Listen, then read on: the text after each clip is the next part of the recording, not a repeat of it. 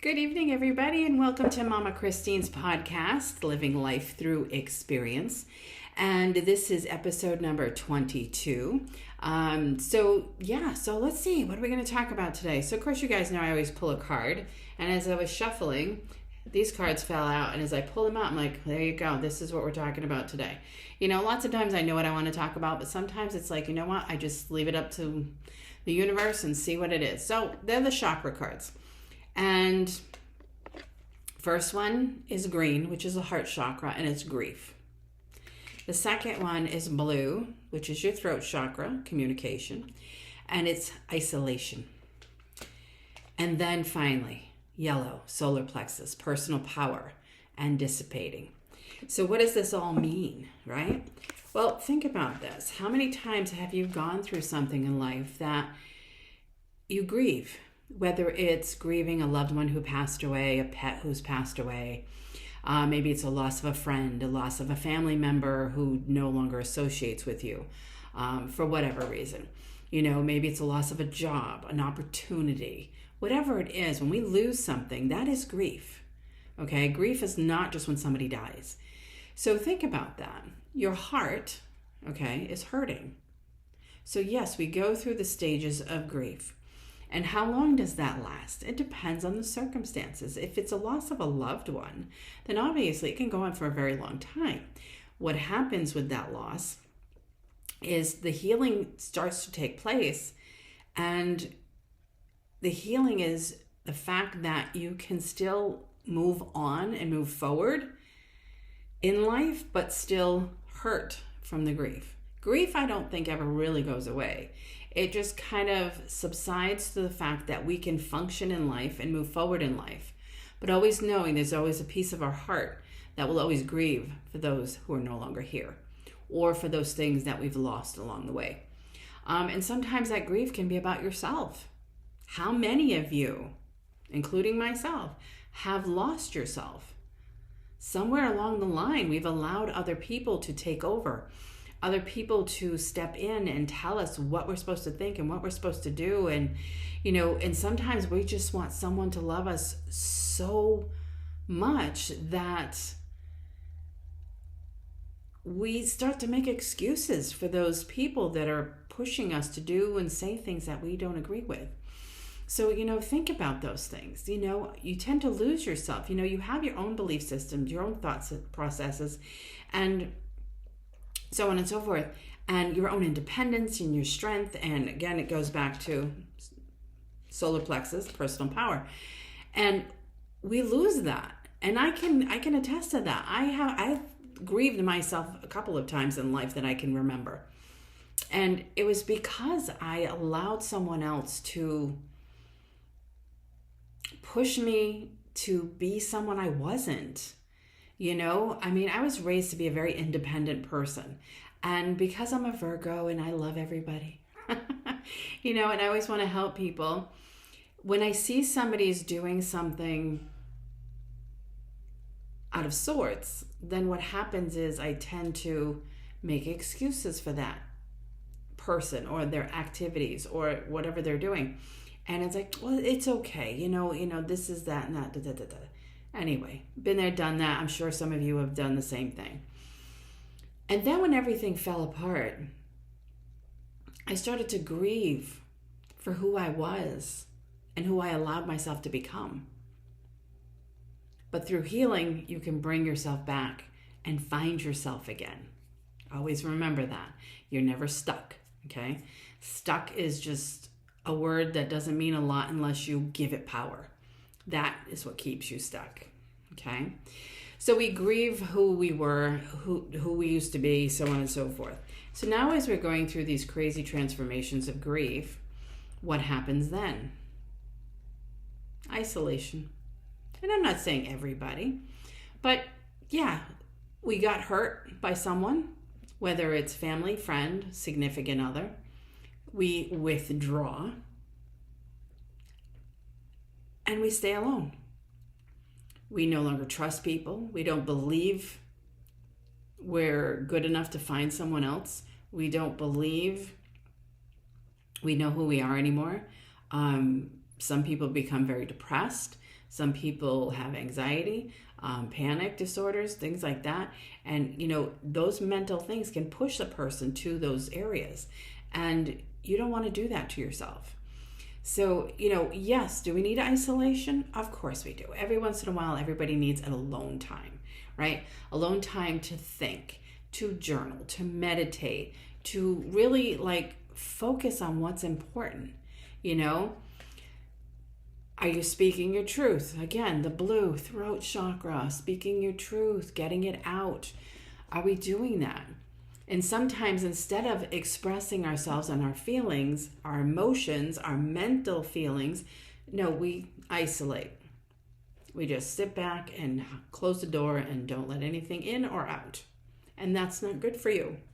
You want to express, you want to release, you want to heal, okay? So this is the fight, the battle, okay? Do I speak my truth or do I just shut up and sit still? Do I sit here and just stay depressed and live like this forever? Or do I just speak up and say, frick it, I made a mistake, I did something, I've learned a lesson, I'm moving on, I'm done, not going there, right? The choice is always yours, okay? Now, of course, I've had people in the past tell me, oh, you post all this positive stuff and, that doesn't count for the people who have real mental issues and everything. I understand that. And a lot of what I talk about and posts that Sisters puts out, it's based on the fact of just everyday life. It doesn't talk specifically about healthy people or not healthy people or whatever. But even those, even those who go through emotional or mental distress have to push themselves. Yeah, meds, yeah, doctors, yeah, therapists, yeah, psychiatrists, but yeah, you. People who are depressed still have to push themselves to the best of their ability to be as positive as they can. And yes, they're going to have moments where they can't do that. And yes, it's going to be harder for them than it is a healthier person. But again, take all of what I say in stride. It's don't think that, it's meant for everybody. It really is. So, just be mindful of that. So yes, on a normal circumstance, yes, we all isolate because we're sad, we're grieving, we don't want to talk to people, we don't want to face the world, we don't want to go back to whatever, again, but at some point you have to speak your truth. You have to speak up. You have to live your life, right? So where happens from then? From the isolation point, we have to start healing, okay? And healing is it's a process, and this is where a lot of people get stuck. Because if, again, and I've talked about this before, if you have a physical ailment, you've broken a bone, you cut yourself, you've gotten stitches, you've gone for surgery, whatever it may be, you have no choice but to go through the healing, right? Because you want to walk, you want to move your arm, you want to do whatever.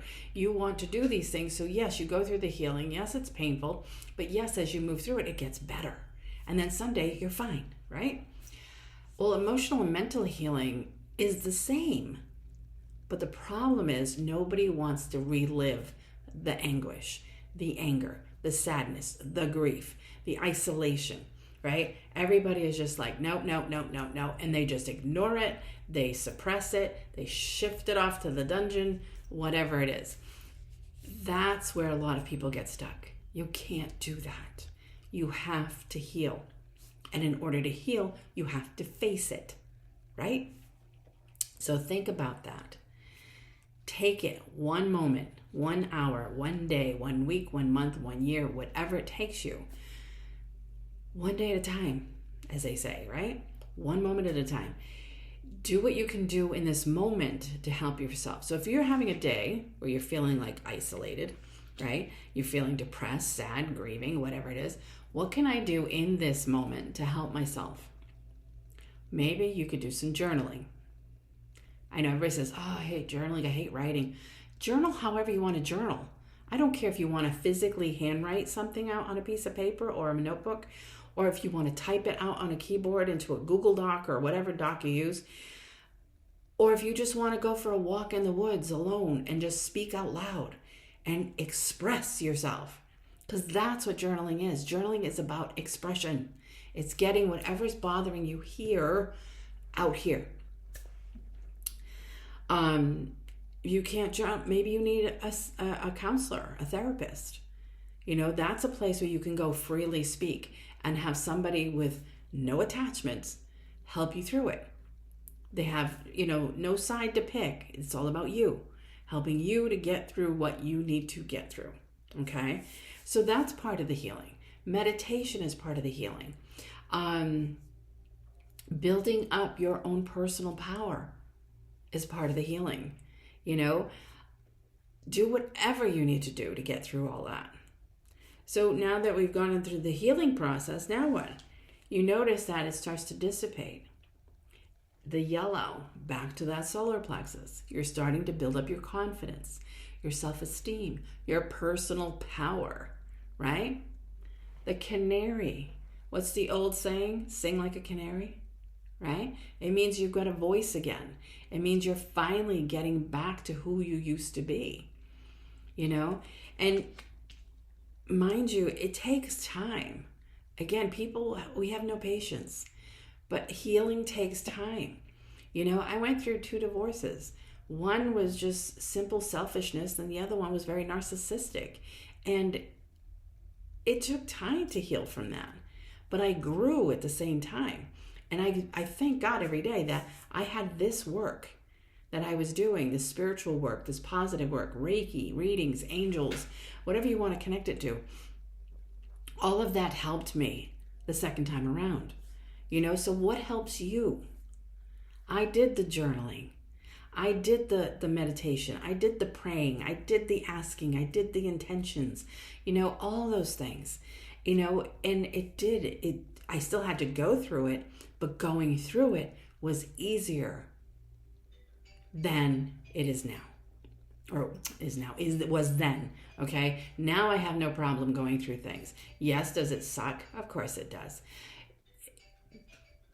There's so much that we go through. You'll find that the more you work on yourself and the more you get back into that personal power, you're going to find that as things start unfolding in life that are disappointing or make you mad or something to grieve over, you find that you can go through it easier because you have a better understanding. You've done a lot of healing, and you know that in this moment it hurts, but you know what?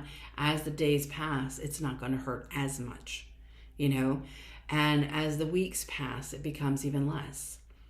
And you know the difference now between what hurt you and what you're going through now, and you recognize the red flags of life, whether it's for a significant other, a friend, a family member who consistently breaks boundaries.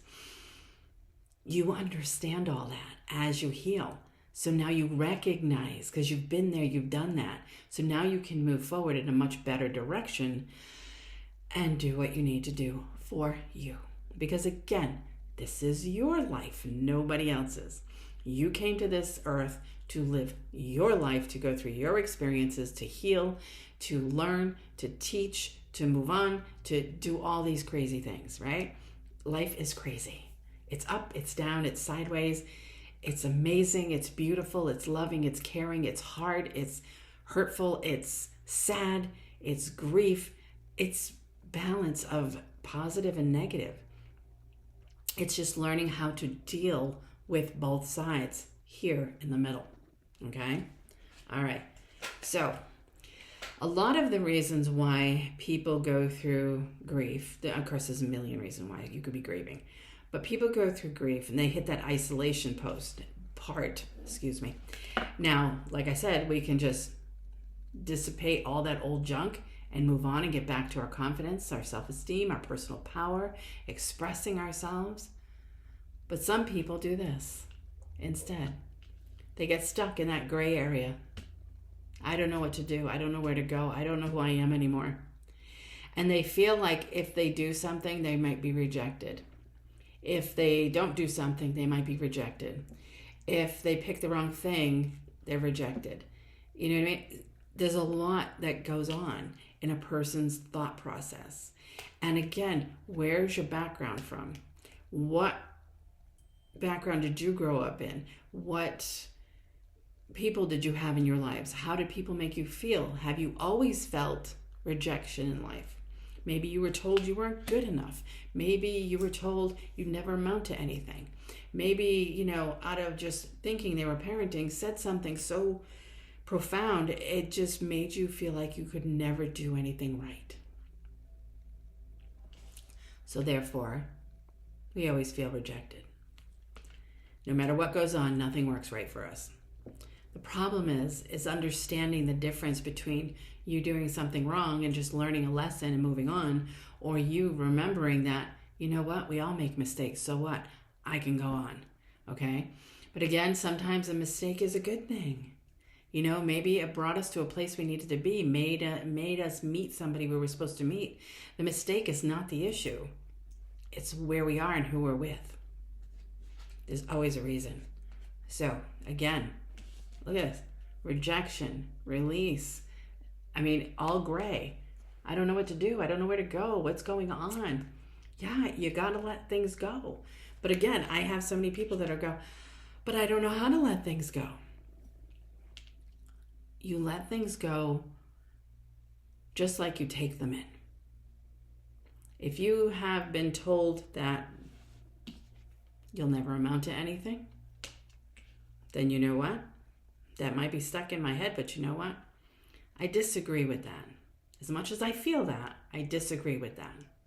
So every time something comes up, a thought, a word, whatever it is, that makes you feel like you're rejected or you're a reject or you're no good or whatever you want to call it, that's when you turn around and say, no, I'm not there yet, but you know what? I'm going to work on letting that go. Because I don't believe I truly am. I might feel like one, but it doesn't mean I am one.